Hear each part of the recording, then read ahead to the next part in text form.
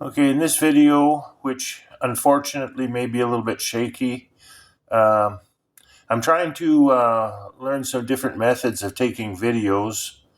I'm not very tech savvy, so trying a few different things. This is a tablet I'm using here.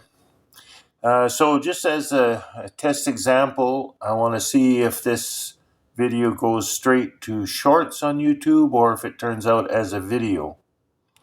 This is a target I shot yesterday with ammunition of the .22 long rifle, the Savage Mark II Minimalist, and it's some testing the difference between some straight out of the box ammo and some modified ammo. So CCI standard velocity, the 6 groups on the top 3 are the control factory ammo. And I got group 275, 240, 235 for an average group size of 0.297. And the modified 0.325, 0.160, 0.285 for an average of 0.256 and a improvement of 0.041.